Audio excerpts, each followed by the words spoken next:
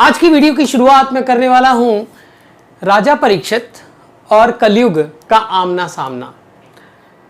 जब राजा परीक्षित जो कि लास्ट राजा थे महाभारत के कालीन जो समय था उसके लास्ट राजा परीक्षित थे और 5000 साल पहले कहा जाता है कि कलयुग एंटर करा था। अब कथाएं कितनी सच्ची हैं कितनी झूठी हैं उनमें मैं नहीं जा रहा हूं। मैं मां बगलामुखी की उस अनंत यात्रा की ओर आपको लेके जाने वाला हूं, उनके ध्यान मंत्र और उनके अस्तित्व की उस परम यात्रा की ओर आपको लेके जाने वाला हूं, जो मां बगलामुखी यानी महाविद्या बगलामुखी के वो रहस्य आपके सामने खोलेगी जो कि अभी तक अछूते हैं। हम ध्यान मंत्र बोलते हैं सौवर्णासन संसताम त्रिनयनाम पिताम शुक्लासनी हेमा भांगय रुचिम शशांक मुकुटाम सचंपक स्त्रयुताम हस्तैर्मुद्गर पाशभद्रस्नाम संबिभ्रति भूषणे व्याप्तांगी बगलामुखी त्रिजगताम सस्तंबिनी चिंत्येत मध्य सुदाबदी मणिमंडप रत्नवेदाम सिंहासनो परिगताम परिपीतवर्णाम पितांबराभरण मल्ल विभूषितांगी देवी स्मरामि धृत मुद्गर वैरी जिह्वाम जिह्वाग्रमादाय करेण देवी वामेन शत्रु परिपीडयन्तीम गदाभिघातेन चा दक्षिणेन पितांबराढ्याम द्विभुजाम नमामि। यह महाविद्या बगलामुखी का ध्यान मंत्र है। इसके अंदर वो रहस्य छुपे हैं जो कि आज कलयुग में मां बगलामुखी की पूजा का इतना महत्व क्यों है, मां बगलामुखी का प्रचार, मां बगलामुखी की अर्चना, मां बगलामुखी का प्रभाव इस कलयुग में कैसे विराजमान है और क्यों सब कुछ मिलता है महाविद्या बगलामुखी से, जो कि स्तंभन की देवी हैं, शत्रु नाश की देवी हैं, वो शक्ति हैं जो आपके जीवन को परिवर्तित कर सकती हैं, बुराई से अच्छाई की ओर ले जा सकती हैं, आपके जीवन के सभी कष्टों का निवारण करके, सभी शत्रु रूपी विचारों, सभी शत्रु रूपी ऊर्जाओं का निवारण करके, सभी भूत प्रेत, सभी राक्षस, सभी आसुरी शक्तियां, सभी वायवीय बाधाएं, सभी कानूनी कार्यवाहियां, सभी ग्रहों के दोष, इन सब का नाश कर सकती हैं। और क्यों कलयुग में इनकी अर्चना को इतना महत्व दिया गया है, इतनी पूजा का महत्व दिया गया है, हम इस वीडियो और इस सीरीज में ये बात करने वाले हैं। आज हम बात करने वाले हैं सौवर्णासन संस्थिताम। अब मैं शुरू करता हूं कि कलयुग की राजा परीक्षित के साथ जब उनका आमना सामना हुआ तो राजा परीक्षित ने उनको रोक दिया, कलयुग को आने से रोक दिया और कहा कि तुम मेरे होते हुए इस लाइन को पार नहीं कर सकते, कलयुग को भारतवर्ष में नहीं आ सकते तुम। और कलयुग ने याचना की कि मुझे दो जगह रहने दीजिए, एक मेरा वास सुवर्ण में रहेगा, एक मेरा वास सोने में रहेगा और एक मेरा वास मदिरालय में रहेगा। एक मेरा वास कहां रहेगा?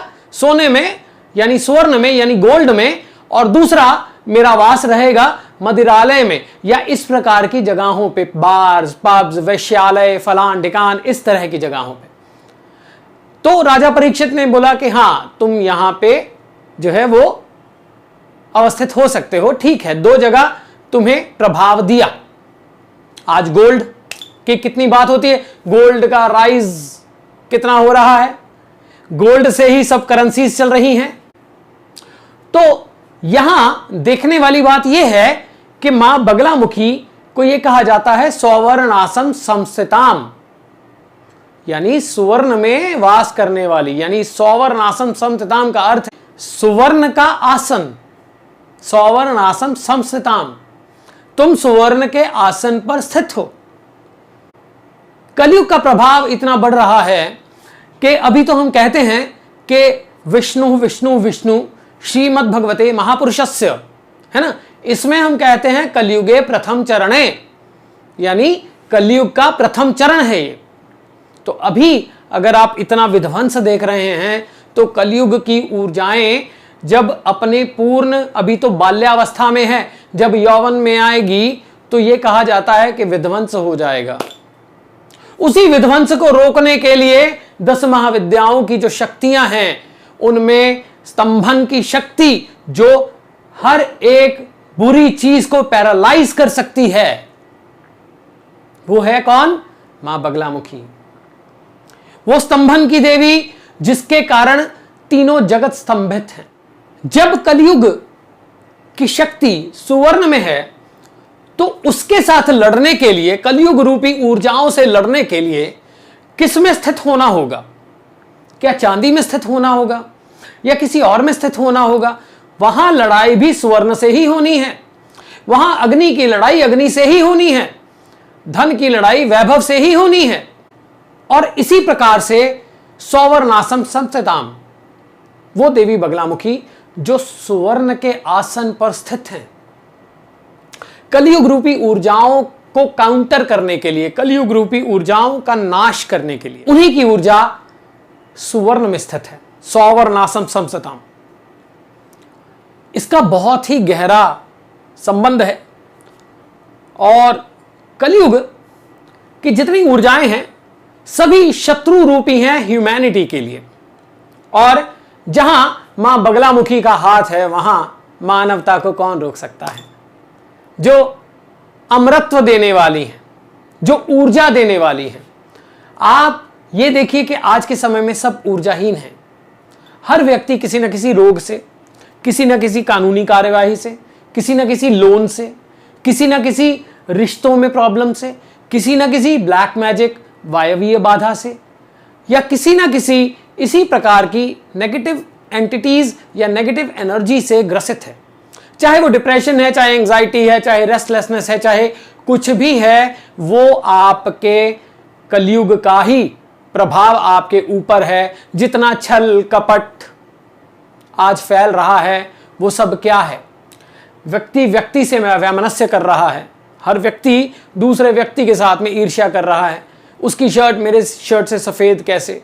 प्रतिस्पर्धा, हर जगह व्यक्ति अपने आप को श्रेष्ठ दिखाने की कोशिश कर रहा है। और जहां व्यक्ति अपने आप को श्रेष्ठ दिखाने की कोशिश करता है वहां कहीं ना कहीं नीति, शास्त्र, शस्त्र या कुछ ऐसे टूल्स हैं उनका प्रयोग होता है जो कि नीति के खिलाफ हैं। चाहे वो तंत्र है, चाहे मंत्र है, चाहे कोई अपनी पावर का प्रयोग करना है, चाहे अपने प्रभाव का प्रयोग करना है, चाहे कानूनी कार्यवाही का प्रयोग करना है। तो ऐसी स्थिति में जब कलयुग की ये सब ऊर्जाएं आपको ग्रसित करती हैं तब महाविद्या बगलामुखी सौवर्णासम संस्थिताम त्रिनयनाम पिताम शुक्लासिनी, जिसके तीनों नयन ये तीनों जगत हैं, शरीर मन और आत्मा जिसका नयन है, और जो त्रिजगताम सस्तंभिनी चिंतित, तीनों जगतों को स्तंभित करने वाला है। महाविद्या बगलामुखी की पूजा करने वाला व्यक्ति श्रेष्ठ होता है। महाविद्या बगलामुखी की पूजा करने वाला व्यक्ति उस परम ऊर्जा को प्राप्त करता है जिसमें कि व्यक्ति उन हायर डायमेंशंस में अपने आप को अचीव करके कभी थकता नहीं, कभी अपना संयम नहीं खोता, कभी किसी भी प्रकार की वायवीय बाधाओं से ग्रसित नहीं होता। वो निर्भय रहता है और अपनी वाणी को मुखर करता है, अपनी वाणी से संपूर्ण सृष्टि को जीतता है, स्वतंत्र रहता है, परतंत्र नहीं। और मृत्युंजय महादेव की कृपा उस पर हमेशा बनी रहती है कि महाविद्या बगलामुखी सौवर्णासम संस्थिताम, जो सुवर्ण के आसन पर स्थित हैं, जो आरूढ़ हैं सोने के सिंहासन पर।